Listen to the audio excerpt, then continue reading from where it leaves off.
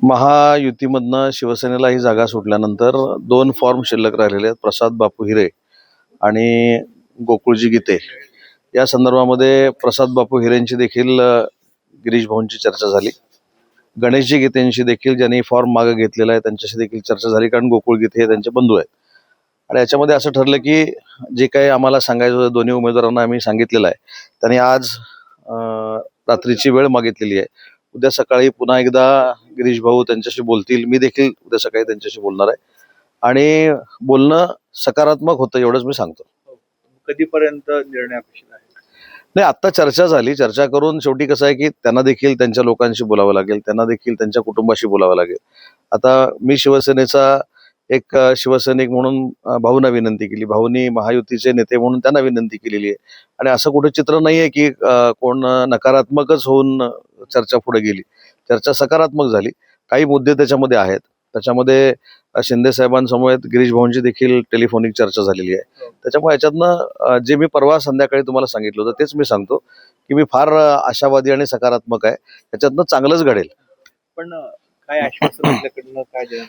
नाही, हे बघा, गणेशजी गीते असतील किंवा गोकुळजी गीते असतील, यांना काहीतरी कमिटमेंट करायची आणि कमिटमेंटच्या आधारे आम्ही करायचं, हे ते त्यांनी कुठची कमिटमेंट आम्हाला नको म्हणून सांगितले, कारण ते गिरीश भाऊंचं नेतृत्व मानतात.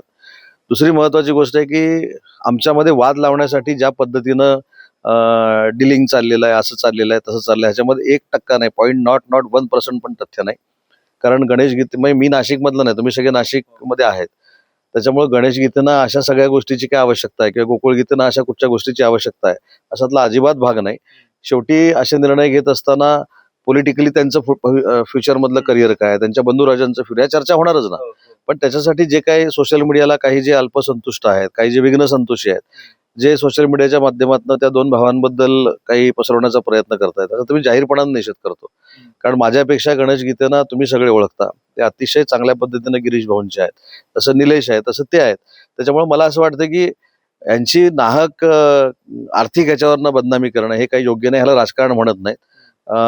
हा मला असं वाटतं की अतिशय घृणास्पद प्रकार आहे. त्याच्यामुळं अशा कुठच्याही प्रकारची कमिटमेंट नाही.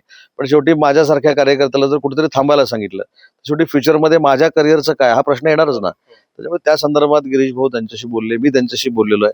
आता शेवटी त्यांना गोकुळजींशी बोलावं लागेल, त्यांच्या कुटुंबाशी बोलावं लागेल, तसंच प्रसाद बापूंना देखील त्यांच्या कुटुंबाशी बोलावं लागेल. आणि मी एवढंच सांगितलं की मी आशावादी आहे आणि गिरीश भाऊंना संकटमोचक म्हणतात हे तुम्हाला माहिती आहे. त्याच्यामुळे नक्की त्याच्यातनं मार्ग निघेल. त्याच्यामुळं मिळताना उद्याची ब्रेकिंग तुम्हाला चांगली मिळेल.